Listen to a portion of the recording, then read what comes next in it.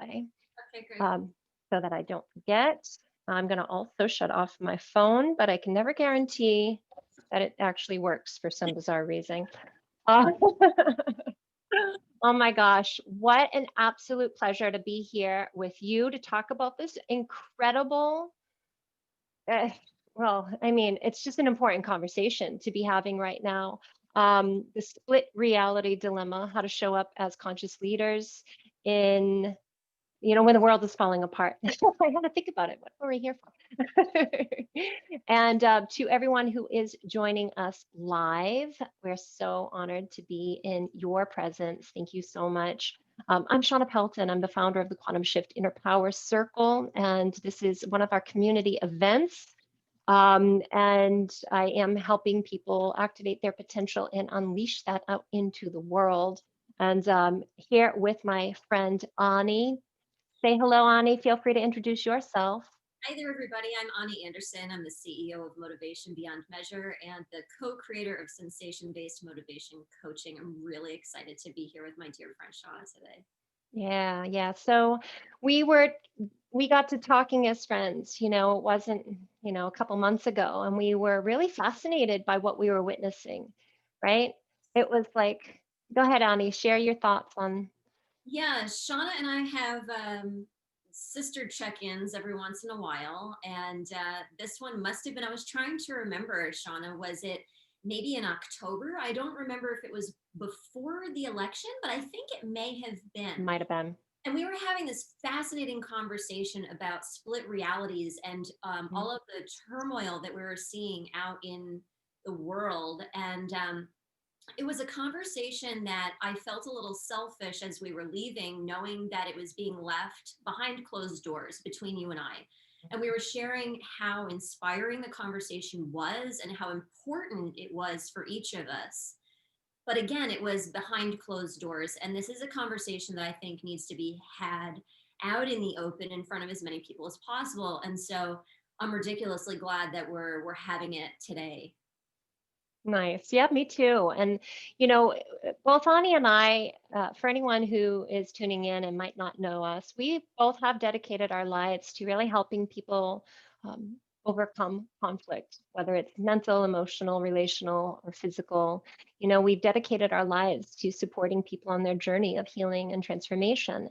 And so we figured, since this is such, like, let's face it, it's the topic of our time. We are living in this split worldview, and people aren't able to find a common principle of peace, and they're having a difficult time with that, because it's sad. If you were to really stop and think about, like, the severity of our split, it can really bring up grief for a lot of people. There's families who are torn apart right now, with their views and their belief systems, and they're equally as passionate and believe in what they think is happening. And so, what I'd like to make sure this is clear: we're not here to tell anyone what to believe. That's not what this is about at all. True. I think there's enough people out there that are trying to get your attention to believe in a new thing or something. And we both believe empowerment is key, which is the self-directed decision maker within us, the sovereign being that has authority. Um, and coming from that place, discerning truth for yourself. So Absolutely. that's what we're about. And we also know that when we aren't in that place, that powerful sovereign state of being, the opposite is that we are in a protective place. When we react to the situation that we're in from that place of protection, we're literally just simply repeating a trauma response. We Exactly. end up, yeah, we end up perpetuating the divide. And so we decided, we wanted to share this conversation so you can hear how we're processing things, what has helped us come to a new understanding with what's going on, and really what's, some of the also some of the practical things that we do Yeah. that can really, keep us grounded and sane during this upheaval time. Ani, is there anything else you want to share about what to expect for today? Yeah, this is a time when the words like consciousness, spiritual awakening, and things Hmm. like that are being thrown out there. What does that mean? We're going to leave Hmm. this conversation with some more clarity around what those things mean so we can go forward and make practical differences in the lives of ourselves and the other people who are around. I think one of the things that you mentioned in promoting this talk that's really important to me, Shawna, is we're all leaders. Even if you live by yourself and you hardly ever go anywhere but the grocery store, you go to the grocery store and you are leading an interaction when you are having an interaction with the grocery store clerk. We are constantly in leadership. And I think that's really important to me and to you. And I want to relate that in terms of this conversation. Everybody's a leader in some capacity. So, how can we go out there and make a difference, each one of us? Yeah, right on. I absolutely love that view. Um, and so as we kind of get into this, there's something that I want to share, and it's a quote from Da Vinci, Leonardo da Vinci, wise man, right? And he said that there are three classes of people. There are people who see, there are people who will see once they're shown, and there are people who will never see no matter what information you provide them with. And he was also friends with Machiavelli. I don't know if you knew that. They're buddies. And so there's debate whether or not that was a Machiavelli quote or a Da Vinci quote. So I'll share the Machiavelli version in case anyone's curious. And he just said it was about understanding. He talked about it as if like people understand and they come from that place of excellence within themselves. People will understand once they're shown, and that's actually good. That's what he qualifies as good.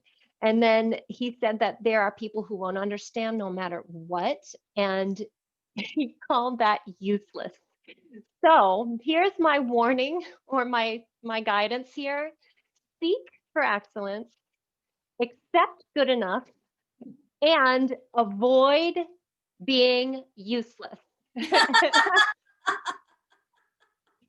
Take that if it means anything to you, take that as you will.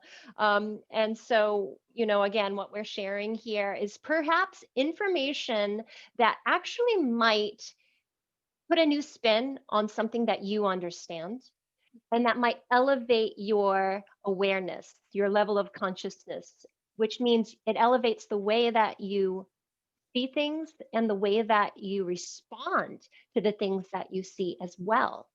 Right. And I really, I also like to practice humility, because something that I don't tell a lot of people is that I was a massive, major, diehard conspiracy theorist.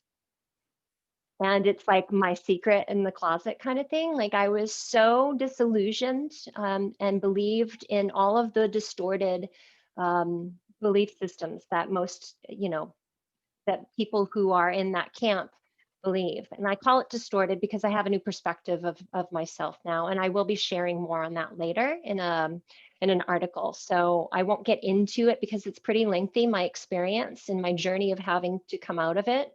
But what I want to say, what I would like to pass on here is that, it takes humility to acknowledge that you don't know everything, Yeah. right?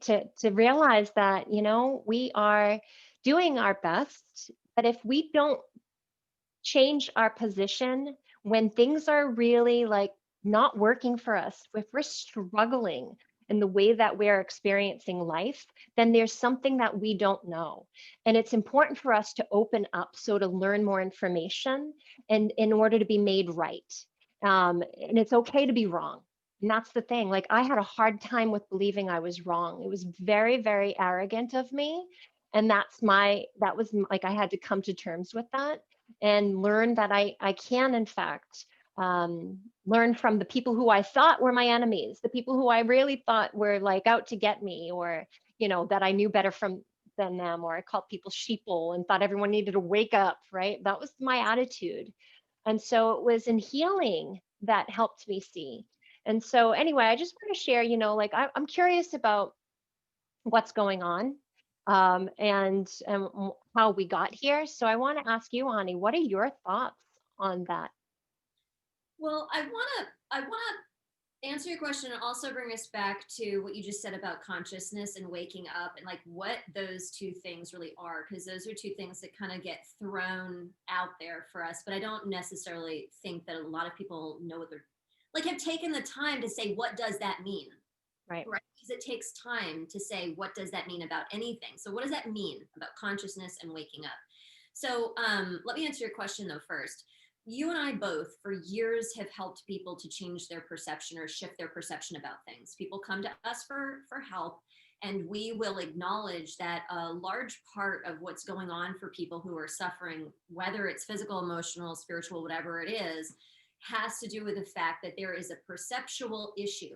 How I am seeing the world, my life, relationships, the other person, there is something going on there that is not whole, that is a polarized perception. So when I say polarized perception, I'm a big fan of defining things. So like here I go, right? So if everything is created as a whole, most of us just only see parts of things, right? So our perception about politics, Republicans, Democrats, the school system, the healthcare system, whatever it is, our perceptions are oftentimes polarized. We're just seeing a part rather than seeing a whole. And so a big part of my work, I know a big part of your work in healing, because healing means bringing to wholeness, is helping people to see a whole view, a holistic view of how we see reality, meaning what we see out of our eyes, what we feel, what we taste from our senses, what we're bringing in, and bring wholeness to perception. So it's really awesome right now. I think it's a really big gift in what's happening right now in the world and has been happening for the past number of months pretty seriously, for us to be able to really witness what it looks like very clearly when somebody has a different perception of reality as us, because it's not, that's happening all the time. All the time am I looking at the world and someone else is looking at the world and we're looking at the exact same situation, but we have a different perception of that situation. That happens all the time, every day. But Mhm. now, especially in the US, and our friends who are not in the US who are watching all the things that are going on in the US, we get to see very clearly how two different people or two different sides can be looking at the same situation and have totally different perceptions. It's fascinating. So, Mhm. Shawna, revisit again for a moment what consciousness really means to you in terms of how can we be more conscious? How can we bring consciousness, conscious leadership? What does that mean to you, that word consciousness? Mhm. So consciousness is the amount of awareness you have around a subject that relates to that wholeness you described so eloquently.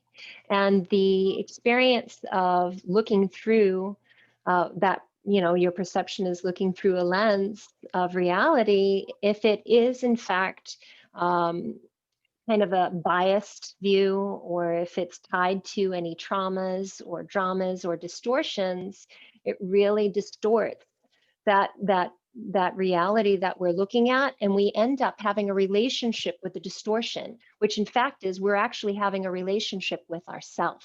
So we think that we're upset about what we see, but in fact we're just simply upset, and the world is trying to show us where to look within ourselves so to heal. Yes. And the opportunity in this is to be able to discern that mirror so that we can actually see this is about something in me, and how can I heal my own divide? And then of that, as a result, it's just a byproduct of healing.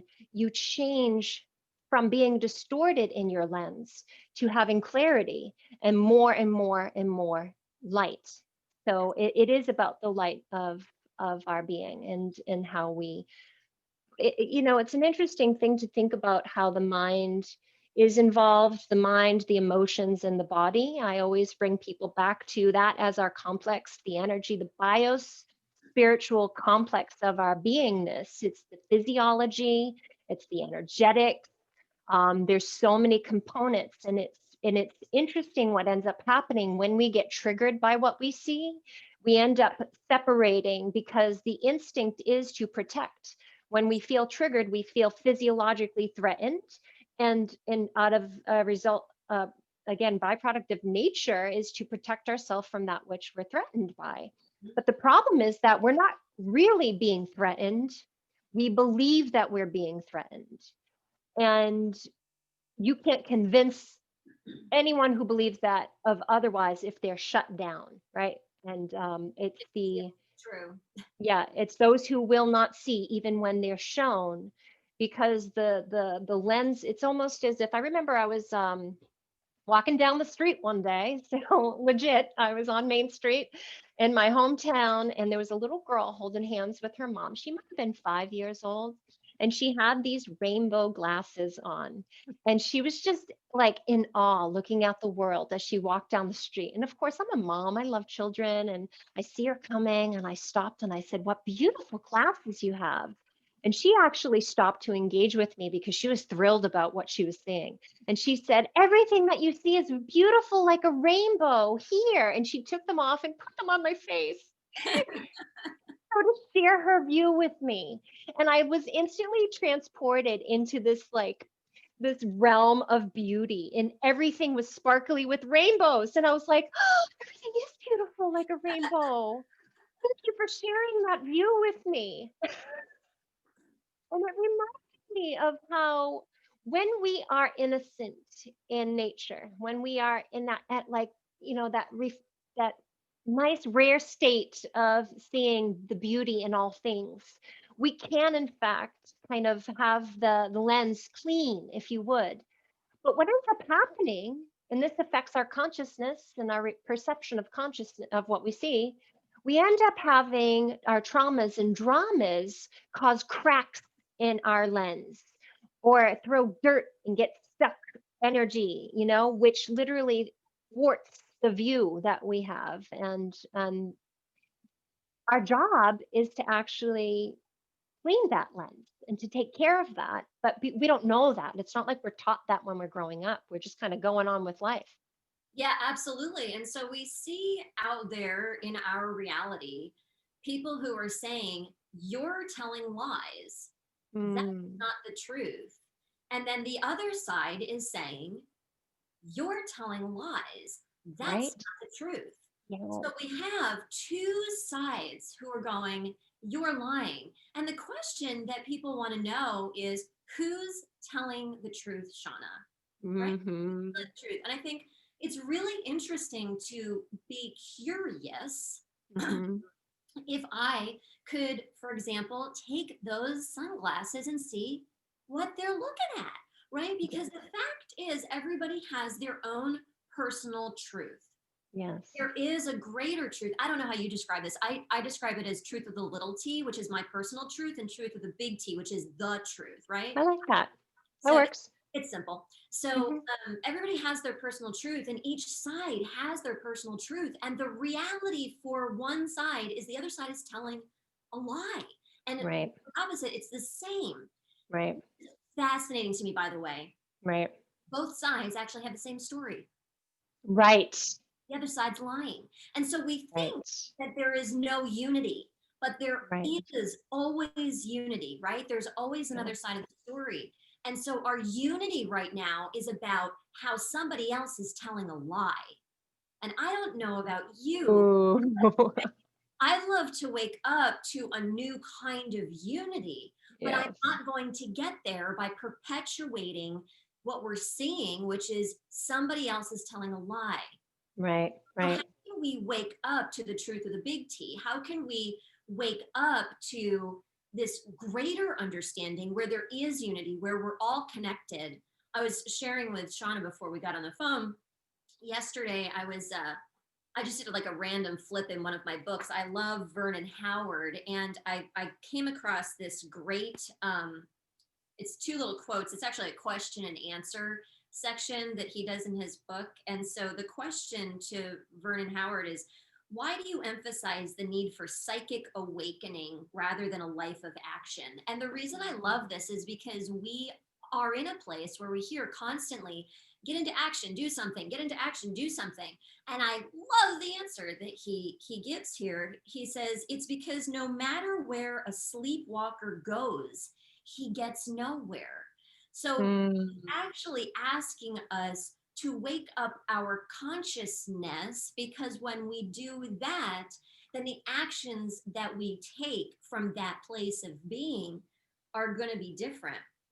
And then he said, the question is, why don't I know that I'm in this particular state of psychic slumber, which talks to this idea that you are having about some people will see, some people see, Mm. people will see, and some people won't.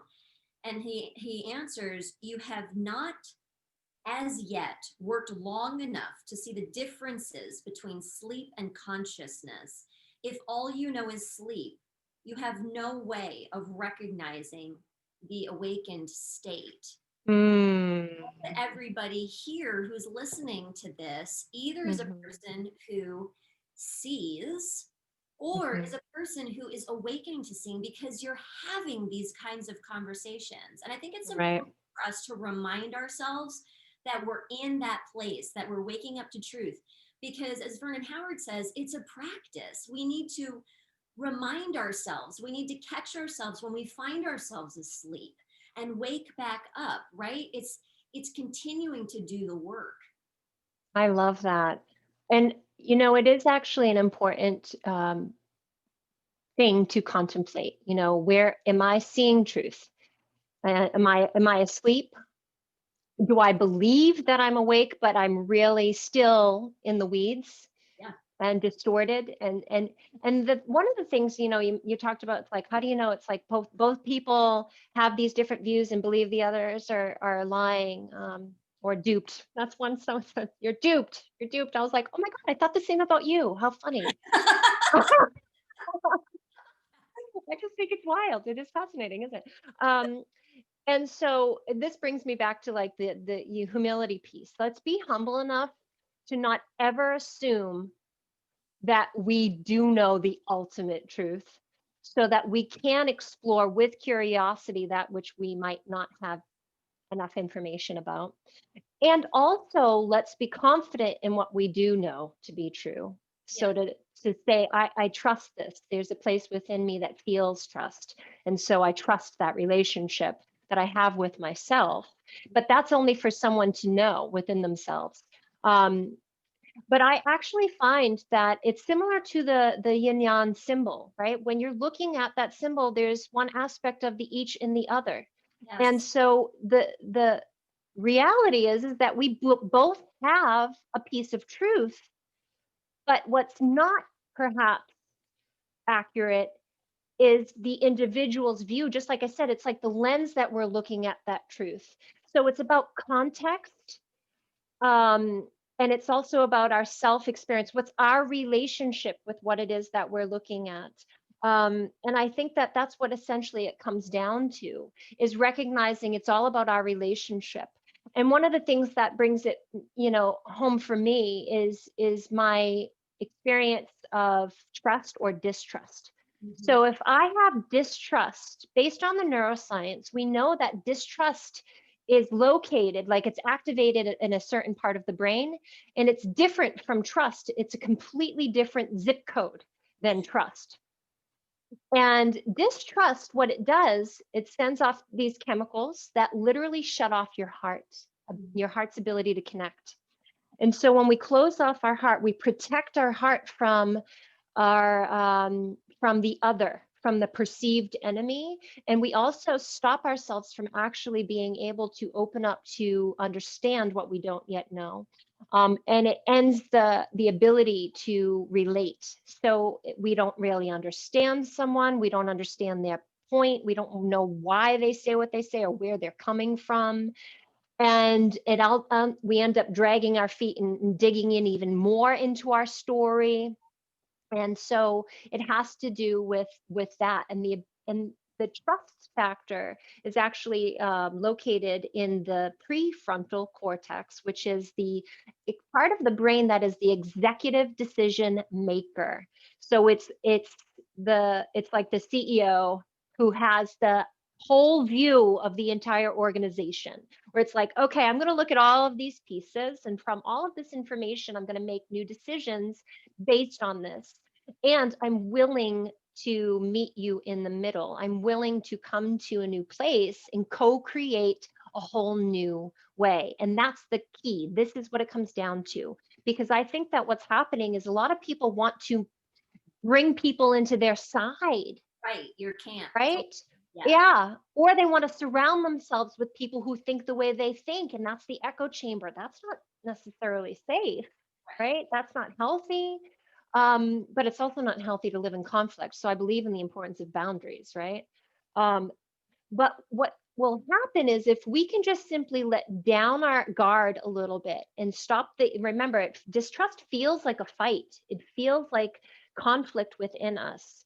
And so if we know we are experiencing it within us, then if we can learn to come to a state of peace within ourselves and then be willing to come to the table, come to the middle. So if each of us are on sides, let's say, okay, let's have a conversation from the heart and put everything on the table. Let's not react to what we're seeing. Let's simply look at it and just with discernment.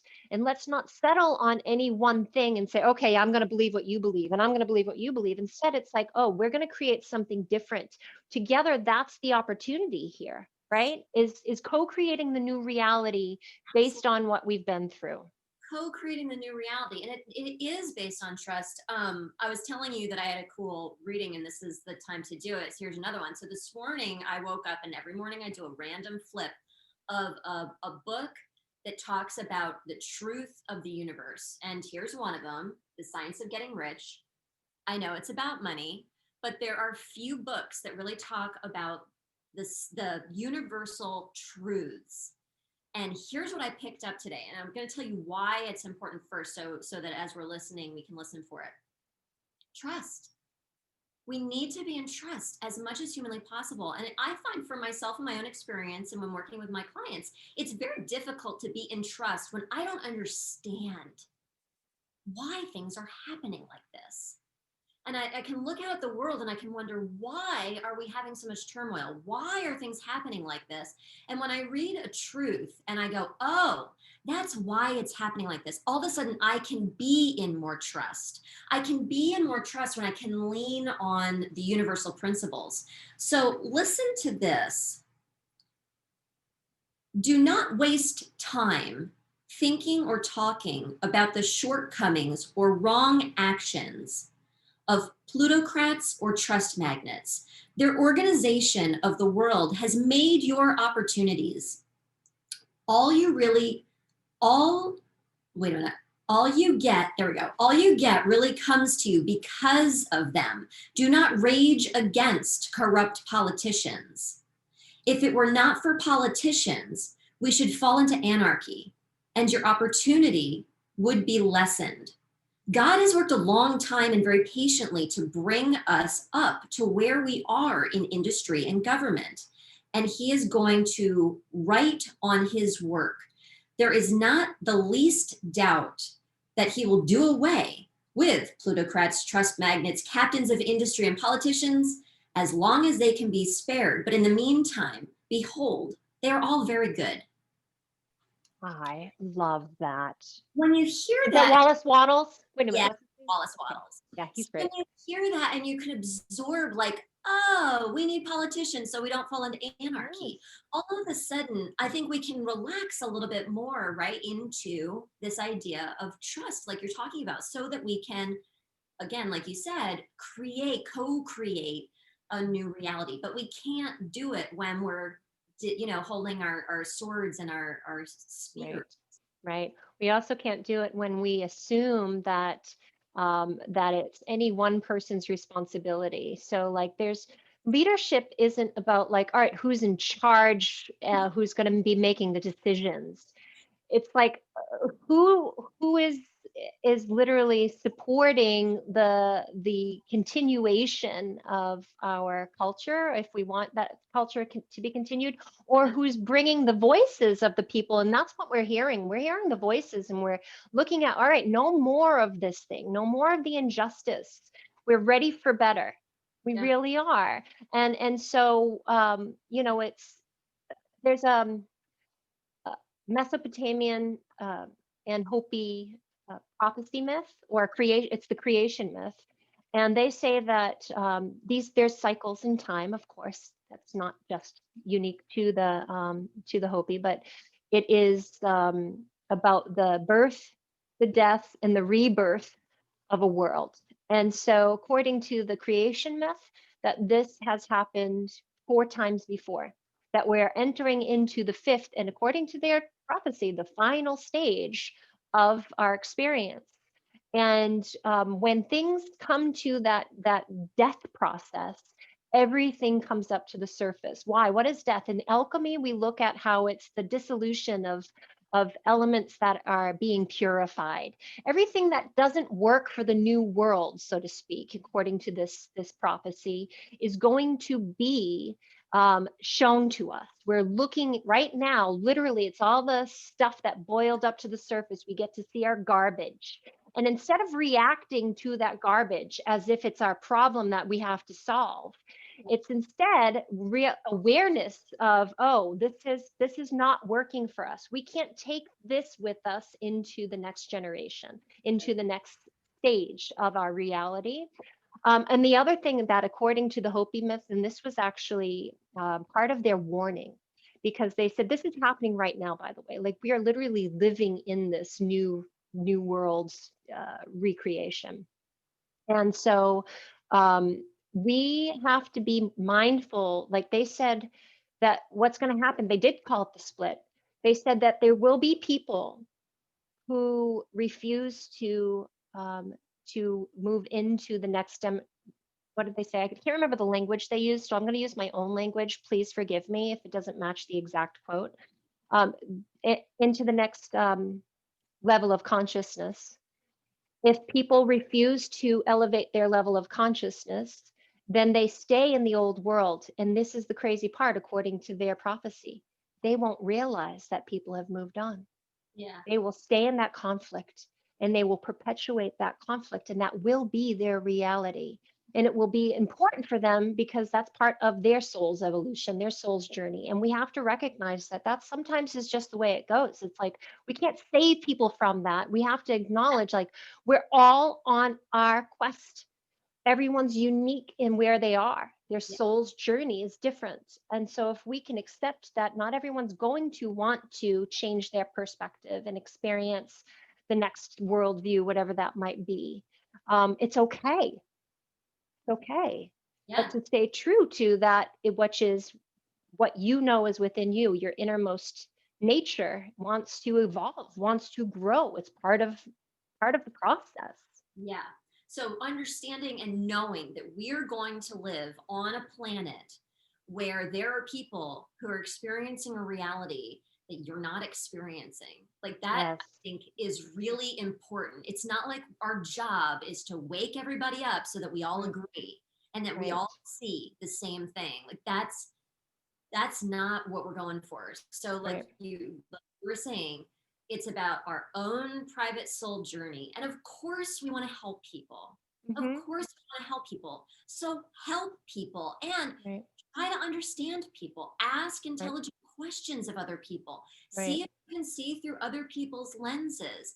Right. Continue on your own path and give energy to the things that you believe are right and true. I mean, one of the Right. things I try to give energy to as much as humanly possible is the truth of the capital T, because when I do that, I am evolving my personal truth. And I believe from my own personal perception through my own lenses that I'm doing the right thing by Yeah. perpetuating universal truths, right? So that's my story. I'm sticking to Hmm. it.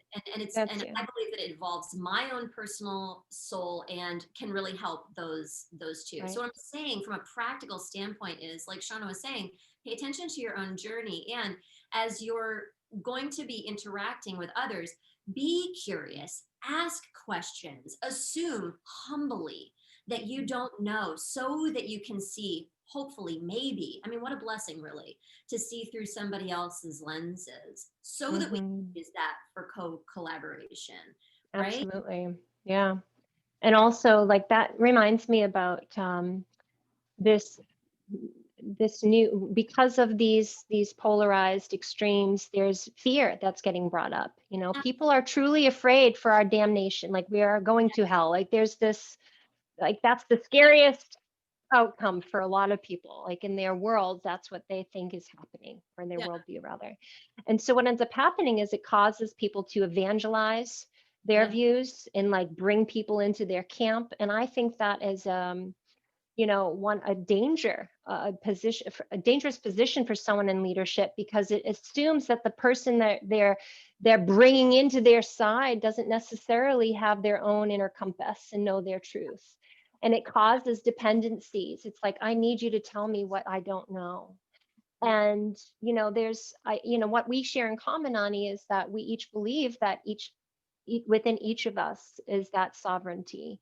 And if we can help people understand these universal truths, so to so to under so to make sense of their world and make decisions from that empowered place, and that's the best, I believe, the highest and greatest good service that we Yeah. can be in. And And that's us. as and wholeness, because we are moving into, like when you said, like the prophecies say we're moving into this new place. Right. That does not mean, like you said, that's all going to be better. Poof. No. No, actually, that's not how transformation works. What it means is, like you said, all of the stuff's going to come up, all of the Yeah. crap's going to come up. That is what we're seeing. We're seeing, I don't know about you, but for my clients and potential clients, like you said, lots of fear. Like a lot of people are Mhm. running towards folks like yourself and I, who can help people to attain balance and inner harmony and inner peace. We're moving into a place of a lot of polarization. We're seeing this with extremists, right? Like it's really coming to the forefront that there are these extremist groups. We're going to Mm, be living in a place where there are extremists on both sides, exactly. with the gurus and stuff. And it gets very confusing if you can't find balance with Hmm. yourself.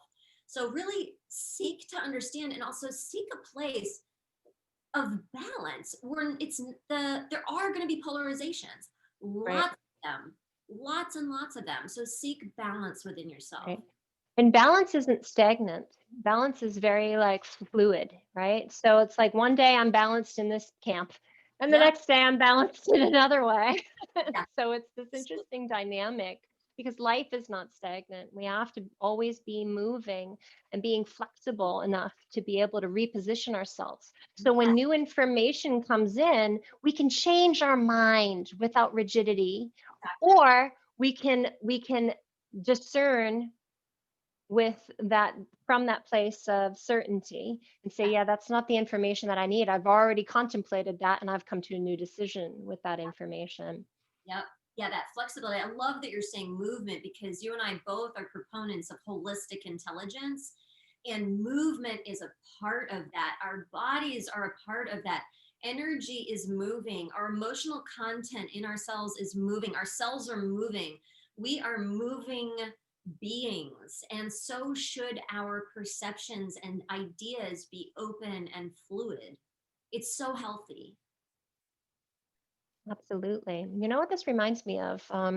So another creation myth is about the Big Bang and like the spiritual kind of reflection of it, or one such view had to do with like the birth of this particular universe. And there's, according to some, there's multi universes, the multiverse theory.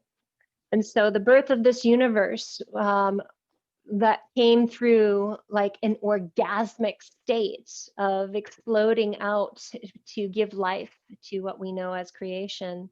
And duality was born, and that split to know our polarized self. And it's interesting because we think, well, there's a couple of pieces, you know, it's like that split, and all of these sparks of creation went flying off from that oneness. And according to the spiritual journey of alchemy, it's it's it's about like that split happened. We go through this experience of duality, and then we come back together with all of those parts. Yeah. Every experience is useful, because when you bring it all together like a puzzle, now all of a sudden we have more complete picture, because we've explored the potential of our beingness in this universe. And so we're going through this experience of this extremes, and the rate at which we're doing it is speeding up. The Yes. universe is quickening. There's a quickening happening because it's like, hurry up, hurry up, hurry up. We're getting into the center, and it's like bringing all these parts back together. Yeah. And so, according to the spiritual alchemy, there is a universal solvent. So it's like the split happens, the separation happens. To come back together, we need one solvent, and that is love. So love brings those separate parts back, and it's there's a term in alchemy. It's called solve et coagula, and so to resolve and coagulate. And so we're resolving the conflict. We're coagulating. We're coming together, and we're reforming wholeness again. But this time we're greater because we've experienced all of those dualities. And so when we look at what's happening from the perspective of fear, we think this is bad, this is wrong, this is dangerous, this isn't okay, this isn't what was meant to be. And when we look at it from the perspective of understanding the journey, we can say, this is just part of the experience. And from a wiser perspective, we know when there's a threat to that wholeness. We know when there's something that will thwart that coagulation. And so we can, with love, respond to our situation so to come back together again, because that's what it's all about. It's about harmonizing, being Yeah. being united. Comes from love, which comes from the heart. It doesn't come from the head, but it uses the head, the skills of our thinking mind. It uses the body, the ability to act. We're not stationed and waiting for things to happen. We're co-creating with the universe, and we're participating, and we're following the impulse that is within us to actually respond to these natural inclinations when we know it's time to move. I just totally took over the airwaves, Miss Ani. No, that's exactly right. I'm like, yes, sister. Yeah. And it's that time to, we talk, another thing that's thrown out there is it's time to embrace your feminine. What you're talking about is this reversal where we've explored lots of the masculine. We've explored what it's like to lead life from here as being our be all to end all. And now we're going to reverse things. We're going to explore things a little bit differently in this world of duality, where we do lead from the heart, and we lead from a place where our brain is going to help facilitate what comes from within and things, rather than it coming from the brain. Like, this is where we're at.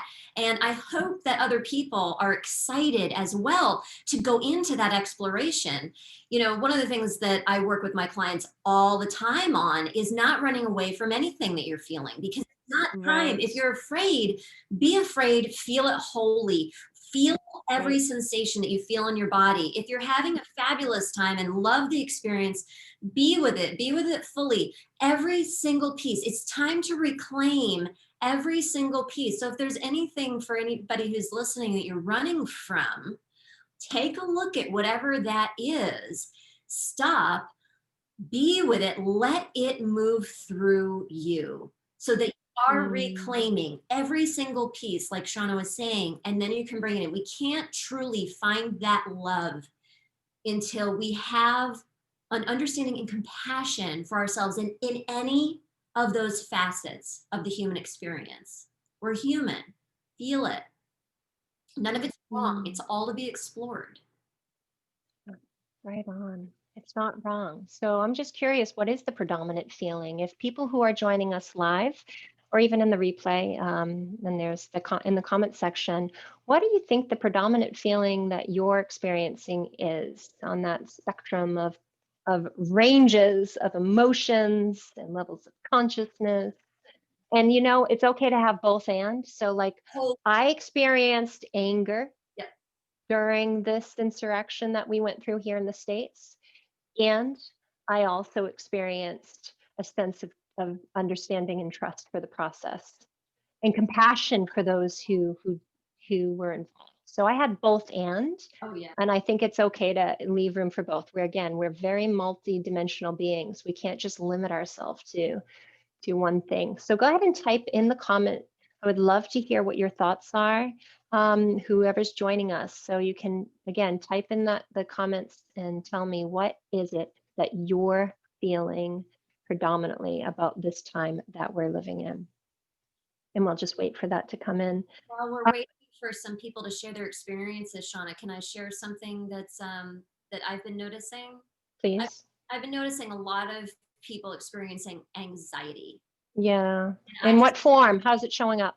a lot, I want to soapbox a little bit about it. Okay. It's showing up as a physical presence of this feeling of like just like this shaking, quaking feeling that's so disruptive in our bodies. Mm-hmm. And so I have been working with people who have anxiety for 20 years. And my plea to anybody who's experiencing anxiety is it is a wake up call to open your heart. That Mm-hmm. is what anxiety is. So rather than run for a pill or rather than run to another doctor to tell you what's wrong with you, what's right with you is that anxiety is pleading with you to open your heart and to learn how to do that. I've seen it time and time and time again. It's a lovely wake up call. It That's feels beautiful. disconcerting, but it can really be super powerful. That's beautiful. I love that. So, so we're hearing from Cindy. She experienced anger and curiosity to understand the mindset of others and the views, as well as fear and anxiety. She couldn't focus for a while and then just was exhausted. I had that same experience as well, Cindy. Ani, when you talk about, I love that, by the way, anxiety is a wake up call to open your heart. I fully believe that. And I believe that it's that part of you, that sovereign nature inside of you, and your body's wisdom as well. You know, your body's like, hey, just so you know, this is what the predominant state of your mind is right now. What do you want Totally. to do about it? Knock, Yeah, knock. knock, knock, knock. Exactly. What do you recommend? Are there any practical tools and suggestions that you'd have for people who might be going through that? One great, awesome tool, and it's to shake your body because move with what you've got going on. If you're anxious and you're going to just stand like this, you're going to get more anxious. So if you've got anxiety moving through you, move, Yes. bounce, shake, because that will help Yes. the anxiety to move through. Emotions have a shelf life of 20 minutes. Anything that's stuck in our body, we're recreating. So if you're Mm-hmm. feeling anxiety and you move it through you. And it's not like it won't come back. That's not the point, actually. The point is to be with what's actually happening. I, I love that. One of the things that I do is, in addition to the movement, which you taught me with based mindset coaching, is the is to be with the experience in your heart, right? Which there's always a realization that if we're triggered into an emotional state, then there's usually an old part of us that had unresolved issues or who went through a trauma. And so it's usually that innocent part of ourself who didn't have the resources on how to deal with its situation.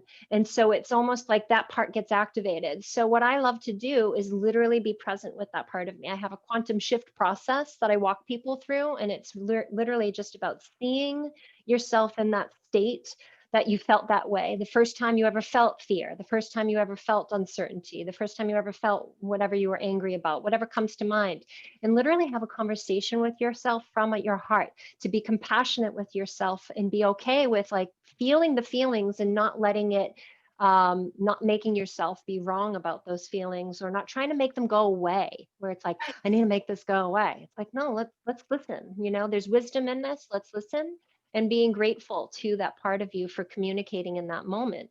I personally find that that actually is what creates the space for us to find new answers, to open up to, from the place of distrust into the place of creative thinking. And that's the process that I use.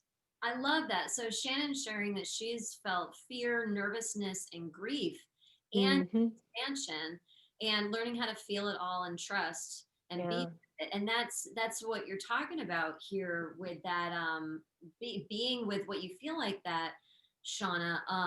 When we really allow ourselves as our adult selves, as our wise older selves, to be with those parts of us that are unresolved, usually from childhood, you know, Hmm. and bring our awareness of our experience back to those parts, it's so healing. So when we feel, and I love that two people have shared, and we have such a huge range of emotion. I mean, it really Right. is speaks to the amount of emotionality that is coming out right now. And by the way, that's not bad or wrong. It's right because it's happening and it's an experience so many of us are having. Let's share and relate to each other with our humanity about all that we're feeling, right? Anger, curiosity, anxiety, fear, nervousness, grief, expansion. There's so many things. And that's just from two people who have shared what's Mm-hmm. on with all of us right now. We have so much to relate to. Like I gotta say this too for everybody who's watching. Are you having these conversations with other people? We need to have these Yes. conversations with other people. The day after the insurrection, I sent my kids to school. And when I picked them up, I said, hey, what'd you talk about in school? I have three kids, one of them in one of their classes, and they have like 8 classes a day, had a teacher say something about the insurrection. History was being made. The capital of our nation had rioters at it, and one of my kids teachers said anything about it to them the next day. I was mad. And I'm mad not at the school. I'm mad at humanity that we don't have these conversations with each other because it's happening. It's happening in Mm-hmm. us, with Mm-hmm. each other. We need to talk and we need to Yes. say, how are you doing? Yes. Shawna, I Yes. don't care if you're a Republican or a Democrat, the day after the insurrection, I'm going to reach out and say, how are How you? are you? Right? Yeah. Let's have those levels of conversations and interactions with each other. It is needed right now. Mm-hmm. Absolutely. I love that and I appreciate it. And I think that speaks to the fact that we don't know how to have difficult conversations. And we have had bad experiences when we are emotionally upset about something. To be met with hostility is a threat, or to be met with rejection of your perspective Yeah. feels like not, it's not the best feeling at all. Everyone knows what that feels like, to be rejected, and it just makes things more inflamed. So I can see how people might have been even like just out of self-preservation protecting themselves. I know I'll speak for myself. I have family members that I cannot have this conversation with when there's heightened emotions, and Absolutely. so I've been writing all of my thoughts and feelings so that when that day comes, when we do have a conversation, it's from that stable place, but I'm not going to miss the opportunity to be able to have that. And I think that oh, I forgot to plug my computer in. I'm glad I noticed that. Anyway, distracted for a second there. But this conversation piece, I think one of the issues is that we've been all taught, don't talk about what? Religion or Sex, politics or yeah. sex? Did you say sex? Yeah, don't talk about sex either, I guess, right? Yeah, Not with us. We're going to talk about everything. about sex. I'll talk about sex. Nicole knows that. Nicole's here. But it's like this conversation around superficial things, Yeah. where underneath it all, it's like, I'm upset and I don't know how to talk about this with you because you're not safe to actually communicate with, because you refuse to meet me in the middle. So that's unconsciously what's going on in people's lives. And Yes. so I think that we need to learn the skills of conversational intelligence Yep. to build the bridge. And it starts with self. It Yep. starts with these practices of managing your physical experiences around anxiety, and around your emotional experiences and the behavioral and the mental processes, the narrative that you have, all of these things. It starts with you to do your inner work, heal the divide within yourself, get everything out on paper, get a rough draft of everything that you're thinking about, and then get it all out of you so your energy's into it, and then rewrite it from that stable place. Because once you alleviate all of the tension, the resistance, you're free to be truthful. You're free to be in that state of ease with what it is you need to say. And then perhaps from that place, you'll be actually met in a healthy conversation. Yes. Absolutely. I want to acknowledge Tekla, who shared some wonderful things in the chat and summarized to say that she's really been able to be with her sensations and feelings, Mm. and hold on to that. And that's Mm. awesome, Tekla, that you've been able to get to the place where you've been able to do that. She says, I think there is an evolution flow within the awareness and self-awareness, and their expanding capabilities occurring. And I so agree. I'm seeing it every day, this evolution of awareness, um, external, internal. It's really beautiful. I'd love to know from those who are attending live, or if you're watching on Facebook, we can't chat with you right now. Put it in the comments. We'll get back to you later. If you're watching the replay on Facebook, also put it in the comments. We'll get back to you later. What are you doing? What are you doing to be in an environment of a community of people who are growing into awareness? What are you doing to on your personal path? So one of the things that I'm doing is my work, putting myself, and I'm totally honest about that. One of the reasons why I love doing my work is because it puts me into a continual state of self growth every moment of every day. I do this for a living, and it's not just about telling other people what to do, which is fun. It's about being in my own state of self growth. I say that as a joke because, Right. like, right, I could get on my high horse about telling people what to do. And that's not what my job is about. My job is about being in a co collaboration of growth and evolution with my clients every day.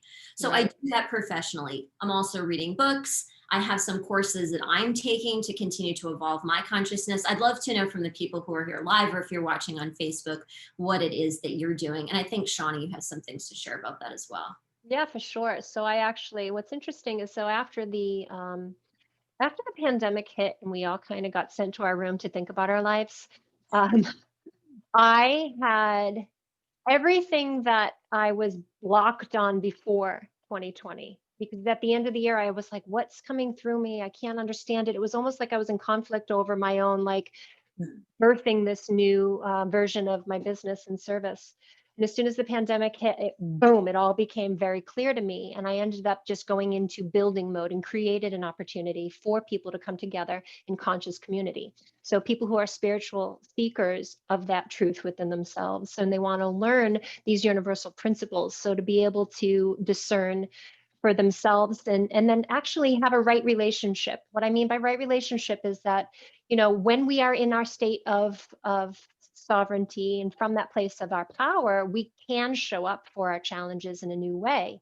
And out of that comes a new solution. And you end up creating your reality from that place versus the old way of dealing, which is, usually emotional, or you get stuck in your old patterns of doing and being. So I created the Inner Power Circle, and I have a membership platform. And people have said to me, they said, of course, I didn't predict that we were going to have all of this political unrest, although I probably could have, if I were to be honest with you. I could have. I kind of did predict it, but I didn't tell anyone I was predicting. So anyway, people were saying to me how they don't know what they would have done without the community and the relationships that they're building in the community. And people have for years have come to me, I want more meaningful relationships. I want to Yes. feel, they want to feel the community. They want to feel connection. And so I provided them with that outlet and the opportunity to heal at the same time. So people are on this journey of transformation, and healing, and are having a heck of a time doing it. They're enjoying the process. So that Inner Power Circle, as a matter of fact, I actually have the next, my doors are open for the waiting list. And I'm Great. going to be hosting an orientation at some point in the very near future. So if anyone is interested, they can actually reach out and they'll learn more about from it, by joining the orientation. But I That's don't have dates. I just wanted to let you know if anyone's interested. I think it's so important to be in communities where we're having these kinds of conversations, and when people can be in community with other people. It's not just like-minded people too, right, Sean? I mean, we have people in Right, your community who are coming from different angles and different perspectives, for sure. right. Is amazing. But it's a community of people who are doing the work, right? Yes, I think that's yes. really important. That's really what it's about. That's what it's about. We're not going to escape the polarization that is coming. This is the dawning of the From age the of Aquarius. The song is really awesome and groovy, and the fact is that that dawning, like we said, has vast polarization. We can get lost without yes, being in communities of mutual growth and support. So that's really powerful. it And is. I love that because, it's like, oh, everything's, this like idea of love and light. And it's like, you realize that it's going to like tear down the walls of all of your false constructs around reality, right? Like it's not easy, and your body will get sick from it, and your Yes, mind gets tired of it, and your emotions are heavy from it. So it's really important to be held within a container of growth, so that it's like the incubator. That's why I call it the transformational incubator. It's like, let yes. me hold you so you can go through all of those things in a safe way and feel supported Yeah, because that's doing what it. transformation looks like. It looks like Yeah. falling apart and rebuilding. Yeah. It looks like letting go of all the falsities that you thought you were and letting the healing work through you. That's what it looks like. It Yes. doesn't just look like the awesome let the Yes. sun shine in all the time. Yes. Exactly. And what's interesting is like this I think that like this idea, like I call it the quantum shift, because I believe that we go from that old protective personality. Oh, I'm seeing what time it is, and we move into the new identity. And by the way, we'll close up soon, everyone. I want to stay in integrity with time. But it's like, that shift, we can't even imagine like who we become as a result of the work that we do. So Like I true. couldn't have predicted I'd be here 20 years ago when I started my quest. I was not who I am today. Like not even close. Like I'm convinced I would not have liked myself. Had we met, I agree with that I wholeheartedly. would not have liked me at all. And then I also have grief because I caused so much trauma. I mean, I literally like I just passed out trauma from my attitude and my sadness, and I pulled everyone into my stories and my dramas and victim consciousness. And so it's an amazing transformation that happens, and you can't even begin to imagine who you will become as a result of the work that Ani just mentioned. So I do hope that people are supported. I mean, really, I encourage that wholeheartedly. Absolutely. Find your support. Ridiculously excited that the folks who have joined us live have joined us live. Thank Yes. you so much. Looking forward to hearing post. Go to Shawna's Facebook page and post your insights, follow up questions you have. What sparked an awareness for you today? Really would love to hear all of that. I'm so excited that you joined us live. And if you're watching the replay, same. Thank you for taking your time to have these conversations. It's really important. And That's Shawna, right. I love you. Thank you so much for I having time to talk to me. Oh my God, I love you. I'm so grateful to have you. By the way, speaking of community, so funny story, about 5 years ago, Ani and I met in a community that we were both members of, and we were assigned as accountability partners. So we had to like hold each other accountable, and it was like instant love. And we have absolutely everything in common that is, what good friends would love to have in common, and more. And I just am so grateful to have you in my life, sister. It's been a pleasure to be in your light and presence. Thank you. You too. Thank you. And I would love to keep this conversation going for anybody who does need support.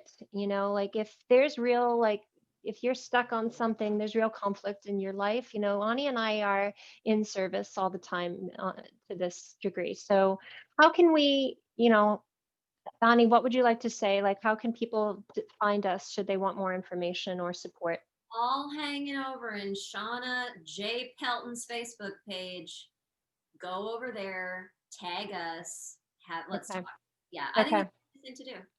Great. So yeah, however you need to find us. Also, if you haven't done so already, the Quantum Shift Inner Power Circle has a free platform that I'm bringing people to. And it is to get away from the traditional social media, which is very much draining, and let's face it, it's addictive and in not the best way. So I created a forum for community to gather, and there's lots of offerings. There's free meditations, there's free monthly healing transmissions. So next week I have a healing transmission. If you come into that community, you'll be invited into all of these things. So please do stay posted for these opportunities to continue doing your work. And there's also other opportunities to go deeper in the paid programs as well. But I just want to let you know. So if you're interested, you can join us at quantumshift.app.